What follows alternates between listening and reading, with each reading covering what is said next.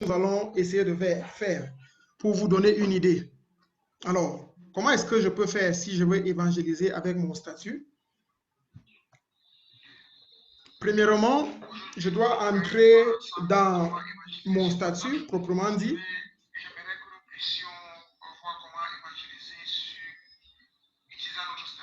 OK. Vous allez remarquer que j'avais déjà le son en arrière-plan, mais malheureusement, nous n'avons pas la possibilité de bien utiliser ça. Alors, ce que vous pouvez faire pour évangéliser efficacement avec votre statut, vous cliquez sur le statut, les statuts, vous entrez dans votre statut. S'il n'y a déjà rien dans le statut, vous pouvez cliquer sur ça et choisir une image. Vous envoyez sur votre statut. Cette image doit être une image attrayante, intéressante, avec peut-être une parole chrétienne, peut-être un verset biblique qui va permettre, vous pouvez aussi écrire quelque chose. Je vais juste dire écrire Jésus est Seigneur et je partage ça. Ok, c'est possible de modifier l'image.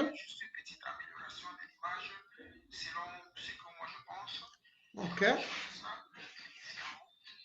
Et on peut envoyer ça dans le statut. Et cette première image est partie. Je vais lancer une deuxième image. Je peux lancer, pas une deuxième image, mais plutôt, je peux lancer un texte. Je clique sur cette crayon et j'envoie. Je vais écrire. Comment est-ce que je peux écrire sur mon statut? Là, j'ai la possibilité d'écrire. Je peux choisir de changer la police en cliquant ici sur cette T. Je change la police. C'est aussi possible de changer la couleur en arrière-plan, fond, couleur de fond, en cliquant ici. Je change la couleur de fond. Et quand je choisis la couleur, je peux saisir ce que je vais écrire. Et je vais saisir une prière de foi. Comment recevoir Christ dans sa vie.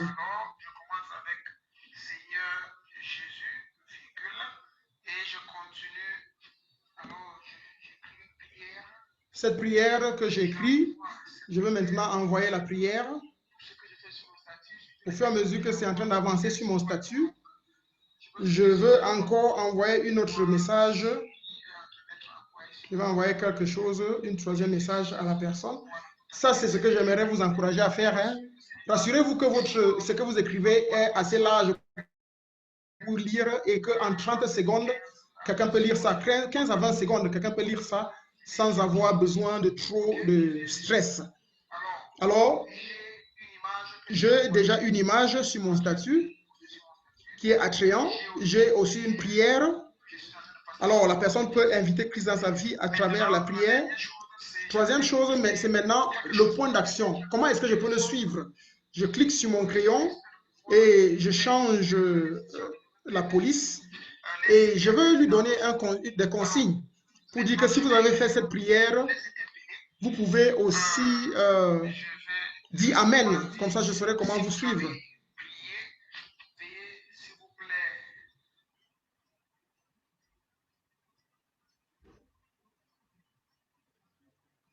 OK?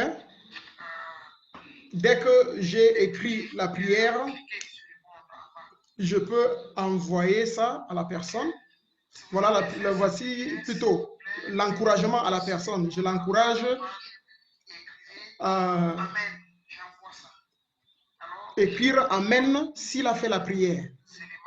Alors, premier élément, il y a la photo que j'ai sur mon statut. Deuxième chose, ok. Deuxième chose que j'ai lancée sur mon statut, c'est la prière. Seigneur Jésus, je sais que j'ai péché contre toi. Pardonne mes péchés, viens dans ma vie et donne-moi la vie éternelle. Sois mon Seigneur et Sauveur. C'est un peu ce que j'ai envoyé, j'ai écrit. Troisième chose que j'ai écrit, c'est que si vous avez fait cette prière, s'il vous plaît, veuillez cliquer sur répondre en bas de la page et écrivez Amen. Avec ça, ça me permet de pouvoir faire le suivi avec ces personnes. Vous devez savoir que les images sur votre statut peuvent durer 24 heures. Et avec ça, ça va vous permettre de pouvoir partager ces images sur Facebook, de les partager avec des individus, de les forward aux gens. Vous pouvez envoyer ça dans les différentes applications disponibles ou possibles.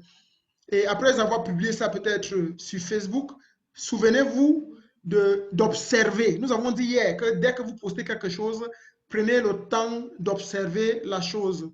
Ne postez pas simplement pour poster. Prenez le temps d'observer la chose et de pouvoir suivre la chose.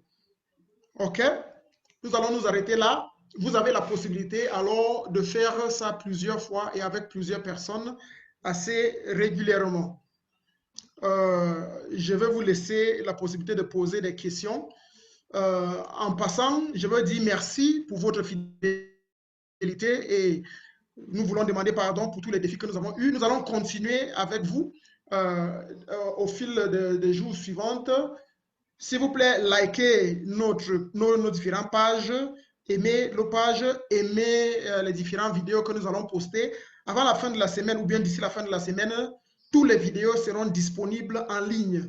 Alors, écrivez ces différentes pages et rassurez-vous que vous êtes en mesure de les utiliser, de nous visiter et de poser vos questions en ligne. Nous allons essayer de répondre à ces questions.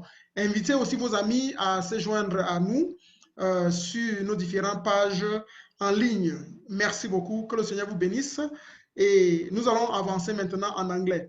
Pour ceux-là qui sont sur Zoom, qui sont des francophones, peut-être vous aimeriez changer ou bien vous aimeriez nous quitter. Nous allons maintenant lancer la formation en anglais. Il est déjà 16 heures. Merci beaucoup. Soyez bénis.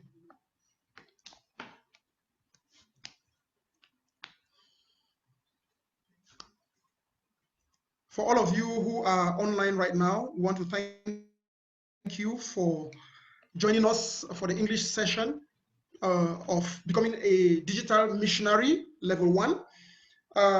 In order to be able to catch up with time, we are going to try to go on rapidly.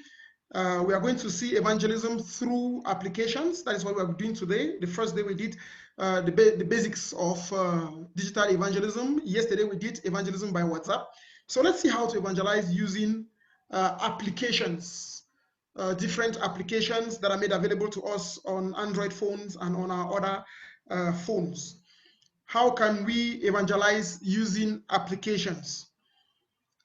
Today is day 3. We are going to have an overview of how to download on applications, how to download applications for evangelism.